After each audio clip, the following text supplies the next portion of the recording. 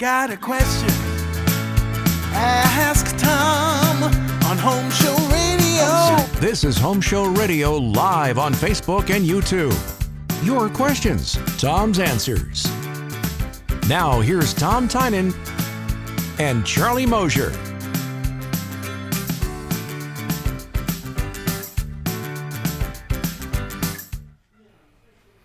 Hello everybody, I'm Tom Tynan. I answer your questions when it comes to owning a home. I can't help you in politics. I can't help you at the grocery store. I can't help you when you're driving down the street. But I can help you when you're at the Home Depot or you need something to buy to get something fixed. Because that's what I do. We all have our little jobs in life, and that's mine, is to help you own a home and survive it. Because sometimes it can be tougher than you think. And of course, I'm with my compadre, Mr. Charlie Mosier, who is there with us right. He's waving. He's a man lost for words today. As well as I'm always on the radio. I'm never lost for words. Saturday and Sunday on Sports Radio 610, 9 to noon on Saturday, and 8 to 11 on Sunday. And now, Charlie, I am done. I got it all Courtesy out. of the Texans, who are on 8 to 11 on Sunday. So now that they're done. Well, they were on at noon, actually, but it was done. It was pregame, then you had postgame, then you had during the game, then you had they're all the done. game. They're done. Well, Actually, it'll be a whole new Texans next year, won't it? always is. Didn't they have, I think now, I don't know, now, let's just stipulate if you're new to the show. Oh, you want to play football now? Okay. I don't know shirts from Shinola about football, but I do know that they got a new general manager from the once mighty Patriots. So that guy's starting. So well, if you look at the past coach we had, he was from the once mighty Patriots too. Oh. Oh, you didn't know that, did you? No. Oh, wait, see, meanwhile, and the Patriots weren't too mighty this year because of the fact that Tom Brady went to Tampa Bay. So they didn't even make the playoffs. So there you go. So who's mighty and who's not? It depends what day of the week it is. Well, spring training is right around the corner. So, and that's going to be our theme today. We're on the S theme today because we've got questions today. Yes. We're going to share from HomeShowRadio.com into the Ask Tom section about shiplap, smoke detectors, spray foam, and shiny wood. Ooh, as long as that's shiny something else. Okay. But hang on a second. I got to open up my comments and reaction. But that's what I was kind of going with, shiny, but you know how it goes. Okay. Right, exactly. But we will take your questions. Leslie just joined us. Hello, Leslie. Thanks for coming in. Hi, Leslie. We welcome you on anytime on our Facebook page, our YouTube channel. Obviously, we're here live. And if you have a question, you can just put it right yonder in the comment section. We'll answer it right here on the program. That is what we do for the next, long as we don't, Facebook and Twitter don't shut us down. Yeah, or my prostate gives out in the middle of it. Yes. Yeah, the most controversial thing Tom talks about is spray foam, and we're going to talk about that here in just a minute. Yeah, pretty much. All right, so let's get right to the questions here. First question comes to us from Pamela in Canton, Ohio. She says, we have a new addition on the front of our house with a metal roof, and on the interior we have scissor trusses that I would like to keep visible for my decor. Between each scissor truss, I'd like to put shiplap and leave the trusses exposed. My question is, how do I insulate under the shiplap for the best R value up here in Canton, Ohio? It's going to be tough with a scissor truss. A scissor truss is a little bit different than a regular truss. It depends where you want to install your ceiling between those trusses if you're going only between. If you're going all the way up and you want to see the full scissor truss, then you're not going to have the thickness you need to insulate. You're going to have to drop it down, and that means doing some fur downs and doing a few different things, but I think you lose the effect because in Canton, Ohio, you'd have to drop it down probably about 20 inches, somewhere between 16 to 20 inches to get your proper R value because it gets colder up there. Than down here in Houston where we are, and we'd still have to drop it down even here at least 16 inches. So it's going to be pretty difficult to keep your scissor truss exposed, and in fact, I don't see how you could do it, and use the shiplap in between. So you're going to have to compromise, either use a lot of heat and not insulate it to the values that they recommend there, or what you can do is drop it down to the scissor truss and expose part of the truss, but not the whole truss. But I don't think it's going to look very good. So I think you're probably going to have to close them up. And the reason they used a scissor truss, just so everybody knows, a regular truss has a flat bottom, but a scissor truss gives you a raised interior space too. So you can have kind of a cathedral type ceiling inside, as well as have enough space from the top to the bottom to insulate and get that proper insulation in. So they're supposed to be covered on the bottom. That's why you're going to run into some trouble with it, because they're meant to be closed on the bottom. So if you run shiplap across the whole bottom of the truss, you won't see the truss, but you still get that cathedral look inside. So you get the truss, the whole truss, and nothing but the truss? So mote it be. I'm not going to get in any trouble. Yay. All right. Hey, I told you Leslie joined us, and she has put a question. We are here live, by the way, for the next, I don't know, as long as we keep getting whenever questions. you like it. Yeah, we go for at least a half an hour anyway, or until it gets dark and our wives make us come home.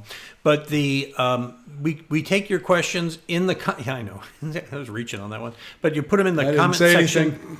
Put them in the comment section underneath, and we'll answer them like we're going to do right now with Leslie. She sent one into us.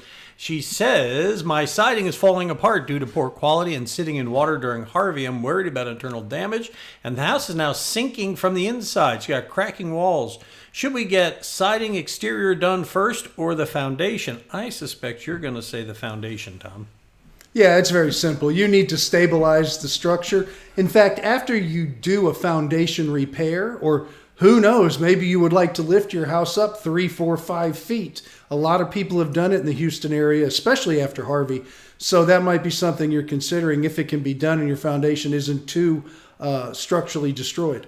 So once you get the foundation done, you still have to wait a period of time, let's say 90 days, 120 days, because when you fix the foundation, it will want to settle a little bit back and find its own little sweet spot, we call it.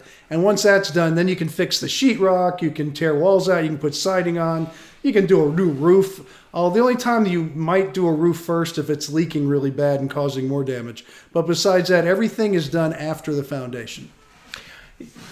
And you probably want to wait. You've always said to wait a little while after the foundation repair to do. Well, that's what I said. You might want to wait, like I say, 120 days. Okay, 3 months is usually minimum, 90 days.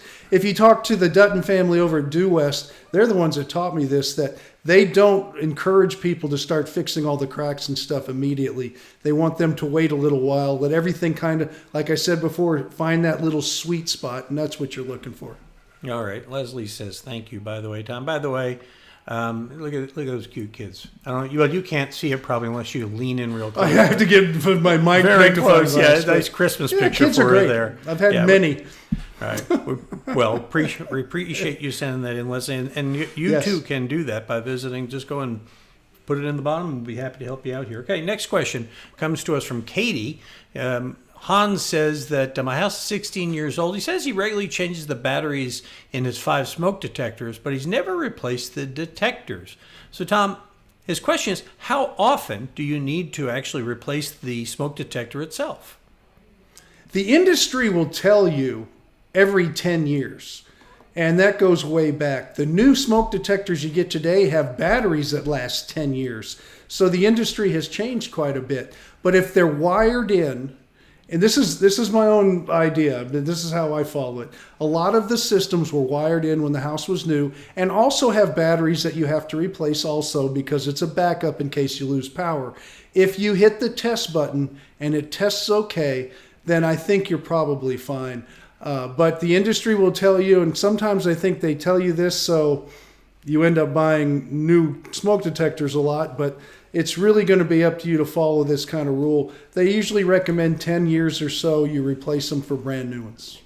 What about carbon monoxide detectors? About the same time span, or those have the longer? Nobody wants to say anything lasts more than 10 years. They just don't want to say it, you know? So I'd say it's the same rule. You still have testers on there. If you're not comfortable, go ahead and get a new one. But yes, it would be the same guidelines. And the whole idea of changing batteries every year now, if you go buy a new smoke detector, and I just put a couple up in my attic that weren't wired in with the rest of the house, They have now new lithium batteries that you don't change at all. After 10 years, if you test it, it doesn't work, or it tells you when the battery's bad, you can't replace it. You just throw it away and get a new one. Yeah, I remember growing up, my dad had that garage in New York City. And I remember they used to repack brakes, they used to rebuild carburetors and all that. And long about the time he was about to retire, he says, Charlie, we're not doing that anymore. Everything is remove and replace, remove and replace. The art of repair has gone away. It's like toasters, Where would you ever get a toaster repaired today? There's no appliance repair guy anymore. Well, I used to have an Uncle Freddie. He's passed away. It was my mother's brother. And he had a repair shop. People would bring him record players, radios, toasters, you name it, tape players. They would bring him vacuum cleaners. And he was just a fix-a guy. He would fix everything for $5, $7, $2. Well, it wasn't a big expense, and it kept him busy. He loved doing it. And he could fix, back then, he could fix anything. That's good. Them's was the days. All right. Yeah, you don't do that anymore.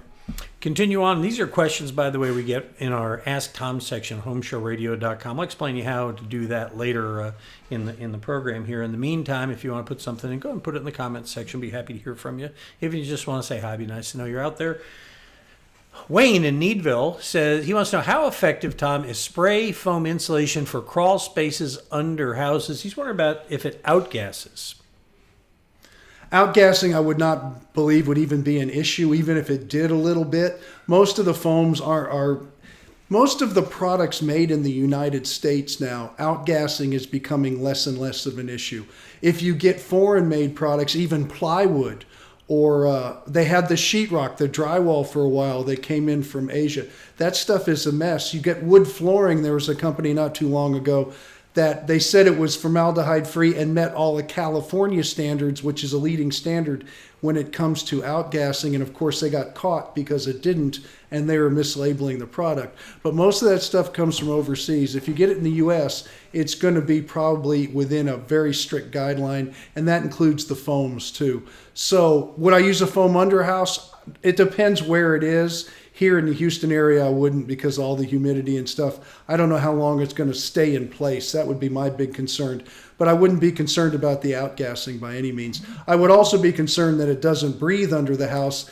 And Charlie, we get a lot of question about people who insulate under their homes and their wood floors start to rot or start to curl, start to change the whole shape and the whole way they act with the house. And that's because you won't let them breathe anymore. So you got to be careful underneath the house, especially the older ones. Yeah. So no, if he's in Needville, the answer is no. No, yeah, that's true to use it. But his question was, should he worry about outgassing? Yeah, but I mean, he's wondering more about, but do you recommend it for underneath there? And you're saying in no, Needville, I don't. I would not use a foam under a house. I would use it in a basement. I had it in my house in Lake Placid where you could look up under the basement floor and you could see it. But that was a different situation. But as far as that goes, outgassing, don't worry about it if it's an outside product. And secondly, I wouldn't use foam under a house down in the South Texas area, no. All right, fair enough. Next question comes to us from Racine, Wisconsin. And just the question, the frame of the question in and of itself tells you this is from somebody up north. Alfredo wants to know, can I discharge water from my water softener into the sump pump pit? Not a lot of sump pumps in our slab foundations down here. Yeah, no, this is probably in his basement, I would assume. Right, I'm assuming, yeah. My question is, where does it go from the sump pump pit? This is the question to you, to put it out in your yard. I mean, where is this thing pumping it? Because a sump pump will get to a point and then it'll pump the water to another location. And if he's pumping it out under his apple trees or out in the yard or somewhere like that, it's going to poison the plants because it has a higher salt content. So it depends where it's going. And that's what I don't know. So I can't tell you where a sump pump is going. It's okay if it goes in there. It just depends where it's going to be pumped out to, because it doesn't have such a high concentration of salt that it'll just rot out the basement and the sump pump and all that. But I'm curious to know where it's getting pumped to. Well, doesn't a sump pump usually pump it into wherever all drains lead to the ocean kind of thing? Isn't that what a sump pump does? Well, I mean, that's a little that's a little naive. That's a little. I love that. Of movie, course, by it's the way. naive. Nemo. It's like, Well, where did you say he's from? Racine, Where is it? Wisconsin. Yeah, Wisconsin. It takes a long time to get to the ocean from Wisconsin. Okay. I'm thinking So at maybe that going to a point, lake. the least of my worries yeah. is a little bit of salt from his water softener. Well, so it's a I'm sure it Nemo has a thing. whole bunch of stuff to get to the ocean. Right. But as far as that goes, does it go into a sewer system? Maybe not, because I don't think they're going to do that. Because if it backs up with heavy rains, you'd end up having it back up into your house. So does it go to where you drain your rainwater? Like in Houston, where we live, you drain everything to the street. Then the street eventually makes it to the bayou makes it to the ocean. So you're definitely right about that. And I wouldn't doubt from Wisconsin, somehow it gets to the Mississippi and then down the river. But as far as that goes, it depends where he's pumping it. But even mine that I have water softener, I pump it to the street and then it goes down into the storm drain. So if it has a storm drain system, then that would be fine. Okay, hang on one second here, because I'm going to get you. He's ITing. I am. You're the IT guy. I got here. Right. I say Racine, Wisconsin. Okay, Yes. let's see here. Here we go. Okay, so actually, Tom, I would say it's more likely, judging by this Yes. map of Racine, Wisconsin, that We water can't see is going to be going out. Oh, I'm sorry. Thank you. It's going to be going out here into To the Great Lakes? Michigan. Okay. Just saying. I'm thinking that's the Maybe. drain. Or does And then- the water from Lake Michigan? No, I don't know. I have no idea. I was going to say, does it go to the one or the other. Mississippi? That's exactly I right. have no idea. That's right, kids. That's a geography segment for today's show. I'm not a water Okay. flow expert. But yeah, there's Okay. Lake Michigan. I know that one, yeah. Yeah. Isn't that the one where the Edmund Fitzgerald went down or something? I think Wasn't so, that because Lake that was off Chicago. Is that Yeah. where Chicago's off Lake Michigan? Yeah, I don't know. It's one of those uplifting songs that I used to love when I was a disc jockey. That was what we called the bathroom record. Michigan's the only state that has part of it in the United States and the other part in Canada. Not That's really, right. but it looks that way when you look on the map. Actually, yeah, and I've seen it. People up in the peninsula have to come down by some sort of... No, isn't that Michigan where you have to come down from the peninsula? Anyway, I'm sure we're going to get letters. All right. Yeah, from geography teachers. Right. Yes. That's right. Because like when you drive across Texas from Beaumont to El Paso, It takes 3 800 weeks. miles or something. Yeah. And when you're 836 miles. in El Paso, Texas, you're closer to Houston than you are to Los Angeles, even though you've gone that far. So, all Yeah, right. if Jay, you're driving across the country and you hit Texas, be ready to drive. Jay says I have a 2-story home with a single-stage heat pump, air handler in the attic. The airflow is powerful upstairs but weak downstairs as ductwork goes down through the crawl space. What can I do about that? He Well, you says have it's to have small- the- he adds, by the way, it's a small home. It's only about 1,600 square feet. That's fine. All air conditioning systems are designed, or they should be, for the size of the home, which means they're going to have the airflow that's going to be required for that area. Now, it could be something as simple as a return air that's too small. So you're not getting enough air coming into the system, so it's having a hard time distributing it through, not distributing it, but distributing it through the entire house. I just want Is to that make that through clear, an 'cause I've heard that a lot lately. Is that through an aluminium pipe as well? The ductwork? Yeah, there? when they're conversating. Right. But the fact of the matter is it probably needs to be balanced. And that could mean some dampers and things just to move it from one spot to the other. I can't tell you what to do with it, but if it's time for your air conditioning checkup, they need to do a static air pressure test and find out how the airflow is working and find out how to solve it. So number one, you have enough air coming into the system to distribute it throughout the house. And secondly, if it's going too much in one spot than the other, then they have to put some damper doors in or redirect it somehow to get to the part of the house it's not getting to. So it's a matter of a return that he's looking for. Maybe.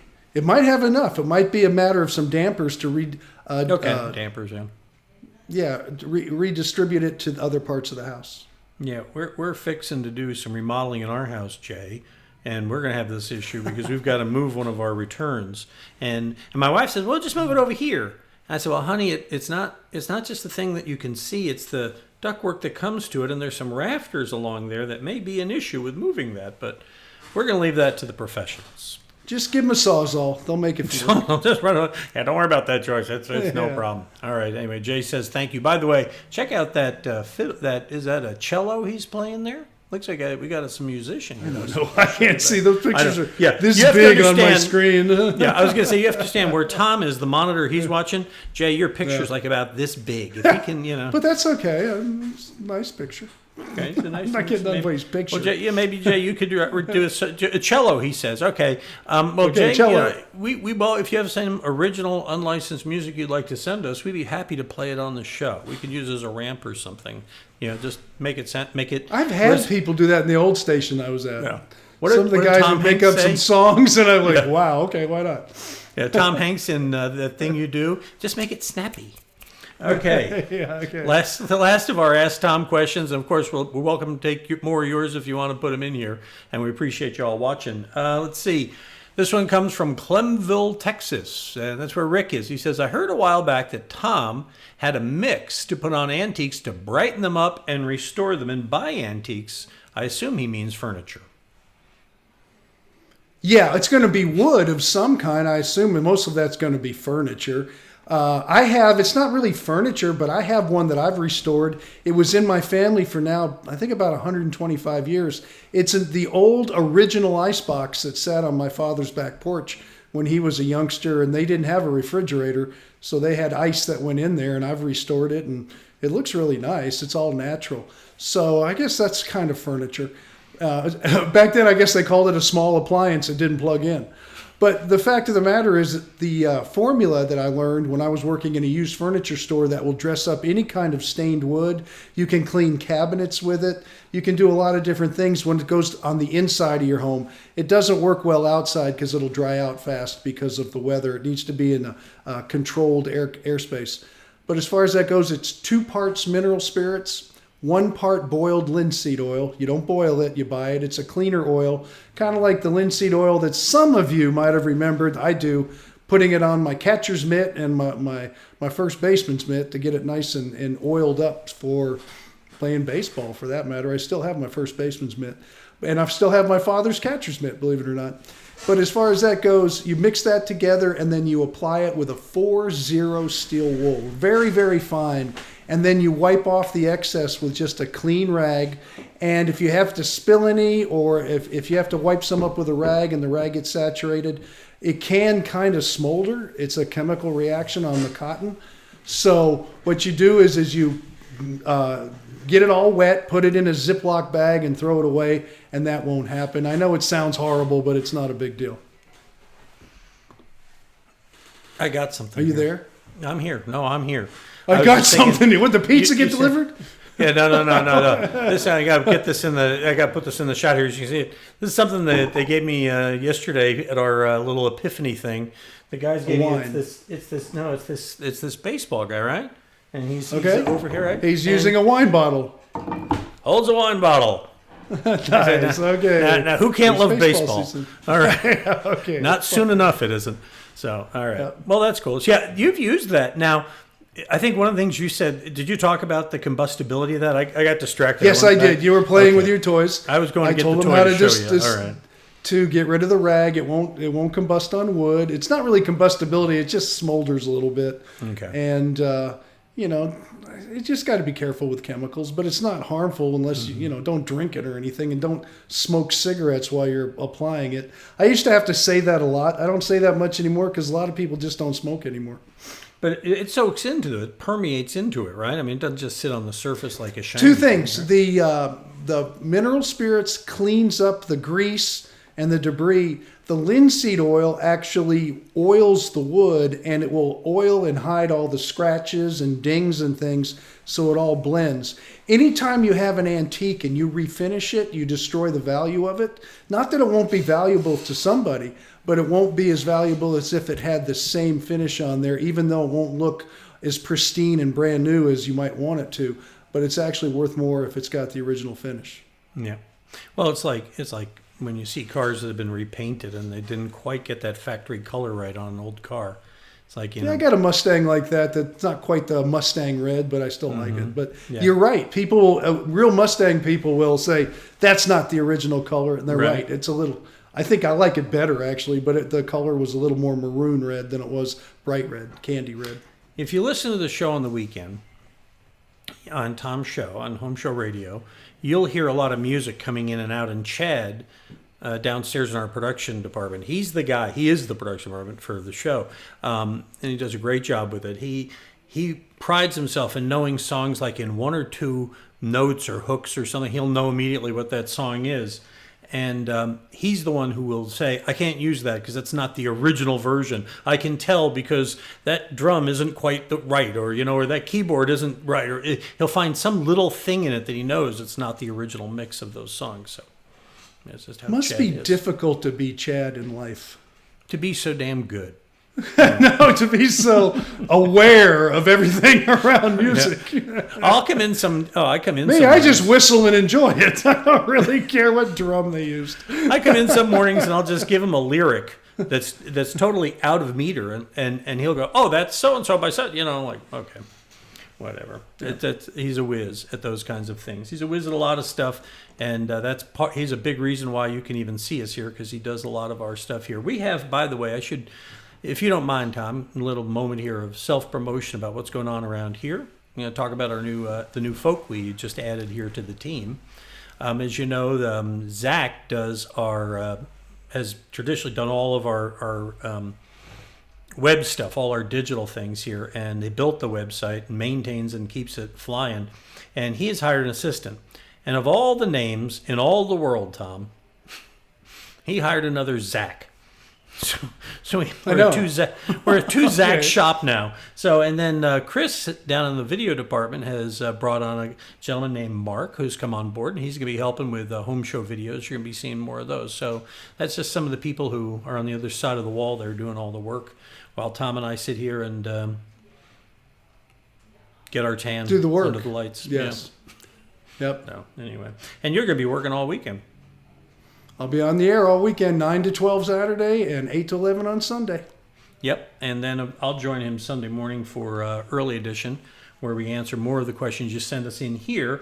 And if you'd like to send us your questions, all you do is go to homeshowradio.com and click on that blue button, the Ask Tom button. It'll bring you to this page where you can then enter your question on our form, or even send in a video if you are so disposed. You can put pictures in too. We love to get the pictures because it helps us understand a little better what you're talking about. And of course, before Tom comes on Saturday, Danny Milliken will be here, along with the best home garden centers, home-owned garden centers, the family-run places here in town, the independent operators that are the Home Show Garden Pros. And you can find them over at homeshowgardenpro.com if you're looking for some of their help and advice as well. And I should probably add that if you're in the Houston area and you're looking for help, you can go over here to homeshowradio.com, where we have all our Home Show Pros cleverly hidden down here on the home page, so they're easy for you to find. Or click on the Ask a Pro button, and you'll see that we have them also organized